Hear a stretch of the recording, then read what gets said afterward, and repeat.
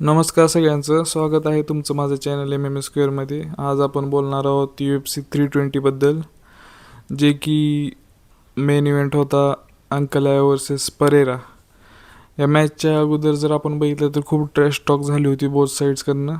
त्यातल्या त्यात अंकलायकडनं जास्त झाली ती, कारण की तुम्हाला माहीतच आहे त्याचा मॅनेजर अली अब्दुल आहे, आणि तो ऑलमोस्ट त्यानंच ह्या सगळ्या फायटर्सचं ट्विटर अकाउंट सगळं तो हँडल करतो. मग एक सगळ्यांना वाटते की बाई ह्यानंच विदाऊट एनी रिझन सुरू केली ट्रॅश टॉक. आणि ह्या मॅचच्या अगोदर ह्या मॅचमध्ये असं आहे की परेरा अंडरडॉग आहे, आणि ह्या मॅचच्या अगोदर परेरा म्हणलेलं की मागच्या मॅचमध्ये मी फक्त 40% होतो. असं सगळ्याला वाटत होतं की तो काहीतरी एक्सक्यूज देत आहे, पण ह्या मॅचमध्ये त्यानं सगळ्याला रॉंग प्रूव्ह केलेलं आहे. आता ही फाईट सुरू झाली. परेरा या फाईटमध्ये खूप मोठा दिसत होता कम्पॅरेटिव्हली मागच्या फाईटपेक्षा. आणि ह्यावेळेस फाईट जसं सुरू झाली परेरा एकदम फ्रंट फूटवर होता. असं मागच्या वेळेसारखं नाही की एक काफ किक लँड केली की लगेच थोडा वेळ मूव करणार आणि लगेच दुसरी काफ किक. एकदम मागच्या वेळेसारखं नाही की पिन पॉईंट वाईज खेळत होते. ह्यावेळेस त्यानं डायरेक्ट अप्रोच घेतला. डायरेक्ट त्यानं डिस्टन्स कमी केला त्याच्यात आणि अंकलावमध्ये. आणि या फाईटमध्ये पर्टिक्युलरली अंकलाव एकदम घाबरलेला वाटला. मागच्या फाईटमध्ये बघितलं तर अंकलाव ॲग्रेसिव्ह होता पहिल्या राऊंडपासून, पण ह्यावेळेस अंकलाव एकदम असं हेजिटेंट होता. काय माहीत नाही काय कारण असेल. ते बी असेल की परेरानं एक दोन दोन शिन लेग किक्स लँड केल्या, मग त्यामुळे त्याचा स्टान्स चेंज झाला आपला अंकलावचा. तो त्यानं साऊथ पॉज स्टॅन्स आहे त्यानं तो बदलला, आणि जसं त्यानं तो बदलला तसं परेरानं त्याचा डिस्टन्स क्लोज करून राईट हुक डायरेक्ट अंकलावच्या डोक्यावर लँड केला. अंकलाव तिथंच हादरला आणि त्यानं desperately single leg take down land करायचा प्रयत्न केला, पण त्यात तो एकदम हाफ हार्टेड होता. म्हणजे पूर्णपणे त्यानं कमिटमेंट केली बी नाही. आणि त्या अर्ध्या ह्याच्यात परेरानं त्याचा फायदा घेत ग्राउंड अँड पाऊंड सुरू केला तिथंच. आणि मग त्या ग्राउंड अँड पाऊंडमध्ये अंकलावने एकतर्फा असं म्हणजे एकतर टेकडाऊन त्यानं सोडूनच दिला, आणि तो असं उभारायचा प्रयत्न बी केला नाही. त्यानं डायरेक्ट आपला गार्ड धरून असं एकदम लपल्याने दिसत होतं की बाई भिला आहे.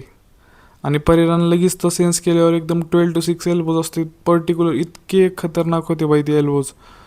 2-3 एल्बोमध्येच कळून गेलं की फाईट संपलेली आहे. हर्ब डीननं ही मॅच थांबवली. आणि फाईट झाल्यानंतर आपलं परेरानं ते त्याचं इमोट नाही का, चामा चामा, आणि ते ह्याच्या विरुद्ध बी त्यानं वापरलेलं अगोदरच्या फाईटमध्ये, तेच त्यानं इमोजी वापरलं की बाबा इतकं काय तुम्ही बोलता पण फाईटमध्ये काय करू शकत नाहीत तुम्ही. आता ही फाईट परेरासाठी आता तो डिव्हिजनमध्ये त्याचे खूप सारे फाईट्स राहिले नाहीत. एक आत्ता तो कार्लोस उलबर्ग आत्ता जिंकलेला, त्याच्या विरुद्ध एक होऊ शकते. नाहीतर त्यानं आता डायना व्हाईट जसं म्हणलं पोस्ट फाईटमध्ये की त्याला इंटरेस्ट आहे हॅवीवेटमध्ये जायचा. आता हॅवीवेटचा विषय कसा आहे की टॉम आस्पिनॉल आणि गेन फाईट करणार आहेत पुढच्या महिन्यात.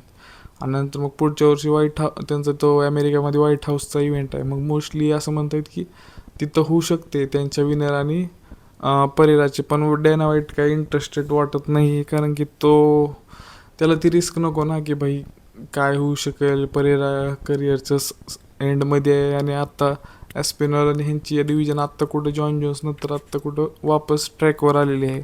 मग बघू पुढं काय होतं. अंकलावसाठी तर हेच आहे की बाई काय गरज होती एवढं ट्रॅश टॉक करायची. गपचूप चालू होतं सगळं, जसं मागच्या फाईटमध्ये होतं तसंच.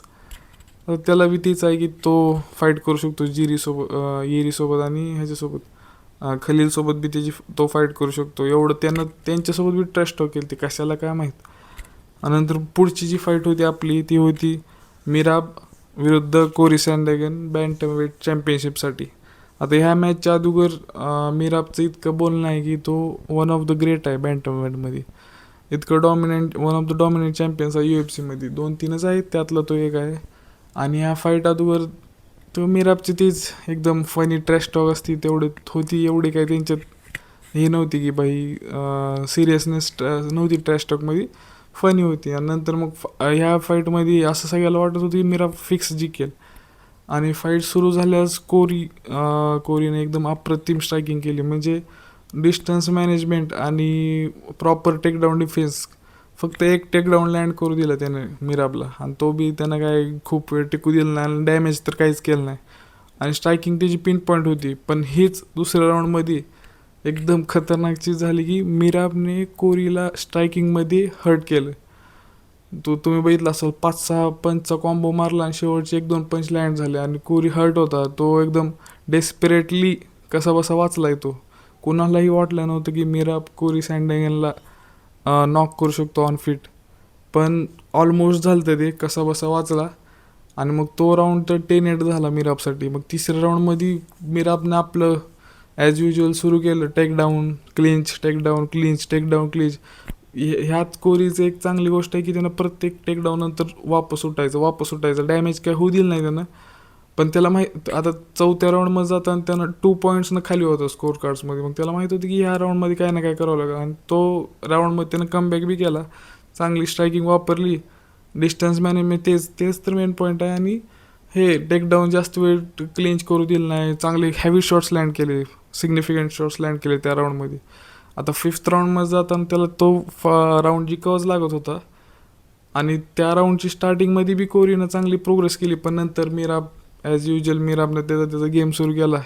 तो काय थकत नाही. तो म्हणजे तिसरा लंग घेऊन जन्माला आला आहे. त्याला थकू शकत नाही. फाईट झाल्या तो तर राऊंड त्यानं डॉमिनेट केला, आणि फाईट झाल्यानंतर त्याचं श्वास बी फुलली नव्हती, एकदम निवांत होता. आणि आता ही फाईट झाल्यावर मिराब तर काय त्या डिव्हिजनमध्ये कोण आहे, या अनेक आहे, ती रिमॅच एक आहे. पण ती बी काय एवढी असं टक्कर देणारी नाही. उमारची एक फाईट असू शकते, पण उमारला अजून 1-2 फाईट खेळावं लागतील त्या लेवलला येण्यासाठी. आणि मिराबनं अगोदरच म्हणले की तो वोल्कसोबत फाईट नाही करणार फेदरवेटमध्ये. तर बघू काय होते त्या डिव्हिजनमध्ये. आणि तिसरी जी फाईट होती आपली, ही फाईट ऑफ द इयरची कंटेंडर आहे आपली लाईट हेवी डिव्हिजनमध्ये. नाव खूप खतरनाक आहे त्याचं, हिरी वर्सेस खलील रॉटरी. या दोघांची फाईट म्हणजे आपल्याला फाईटच्या अगोदरच माहीत होती की बाई दोघं खतरनाक आहे, इथं तर पूर्ण गेम होणार आहे या फाईटमध्ये. आणि ते डिलिव्हरी बी झाली त्या फाईटमध्ये. पहिल्या राऊंडपासून बघितलं की या दोघांनी म्हणलं की बाई आपल्याला तसलं काय ही ही येत नाही, आपण डायरेक्ट पहिल्या राऊंडपासून सुरू करणार. दोघांनीही फाईटच्या फर्स्ट राऊंडपासून एकदम ऑलमोस्ट बिग शॉट्स लँड करायला सुरू केली. ह्या फर्स्ट राऊंडपासून तुम्हाला कळालं असेल की खलील सुपिरियर स्ट्रायकर होता आणि प्रॉपर कॉम्बोज लॅड करत होता. त्यातल्या त्यात जी इरी पोहास्का आहेत, त्याची टायमिंग आणि त्याची जी ही आहे मुवमेंट, तो खूप खूप असं ऑफ टायमिंग वाटली. कधी कधी स्लिप होत होता, आणि कधी कधी प्रॉपर त्याचे पंचेस शॉर्ट लँड करत होते. मुवमेंट बी चांगली नव्हती. आणि त्याच्या दुसऱ्या बाजूला खलील जो आहे एकदम प्रॉपर कॉम्बो लँड करतो. स्लिक मुवमेंट बी होती त्याची इन अँड आउट. आणि असं वाटत 2 राऊंड झाले आणि असं वाटत होतं की खलील हा 2 राऊंड अप आहे. दोन्ही राऊंडमध्ये तो जिंकलेला. तिसऱ्या राऊंडमध्ये जाताना असं होतं की बाई आता ह्याला तर फिनिश लागेल इरीला. मग त्यानं त्या राऊंडमध्ये एक खलीलच्या मला तर वाटतं कोचिंग स्टाफनं एक चुकी केली की रिझर्व ठेवायला पाहिजे होते. एक प्रॉपर काम फाईट ठेवायला पाहिजे होते. त्यांनी म्हणले की तुझे कॉम्बोज फिनिश कर. आता त्यानं राऊंडच्या सुरू झाल्यावरच त्या दोघांनीही सुरू केलं. पण ह्यात जे आपले पोहास्का आहे त्याची टायमिंग एकदम प्रॉपर झाली तिसऱ्या राऊंडपर्यंत. तर मुवमेंट बी प्रॉपर झालं, आणि इतका प्रेशर अप्लाय केला त्यानं खलीलवर. असं वाटत होतं की खलीलला श्वासच घेऊ दे नाही. लगेच त्याच्या मागं खलील एकदम थकलेला वाटत होता 2 मिनटात त्या राऊंडमध्ये. आणि इतकं म्हणजे त्याचं डोळा तर इतकं खतरनाक सुचलेला आहे. आणि त्याच असं एक एंड केजच्या ते दुसऱ्या एंडच्या केजपर्यंत फुल फाईट सुरू होती. आणि त्यात मग लेफ्ट किंवा राईट हुकने एकाच हुकमध्ये खलील खाली नॉक झाला. आणि असं वाटत होतं की ह्या फाईटमध्ये असं वाटत होतं की इरी त्याच्या युजल स्टफ म्हणजे युजल तसं फाईट करतो तसं वाटत नव्हतं पहिल्या 2 राऊंडमध्ये. पण तिसरा राऊंड जसा स्टार्ट झाला त्यानं त्याची रिदम वापस पकडली. आणि जे प्रत्येक फाईटमध्ये त्याचं असंच असतं की बाई म्हणजे एकतर मी मारणार की तुला मारणार सेम. आणि आता ह्यानंतर ते लाईट हेवीवेट डिव्हिजन एकदम ही आहे की बाई गिरी आहे, उलबर्गा आहे आणि परेरा आत्ता चॅम्पियन आहे. आता ह्यानंतर आपण बोलायचं की पुढचा इव्हेंट तर आपल्याला माहिती आहे टॉम ॲस्पिनल वर्सेस गेन आहे. मग त्याचं बघू काय होते, त्याचं मी व्हिडिओ नंतर अपलोडच करणार आहे.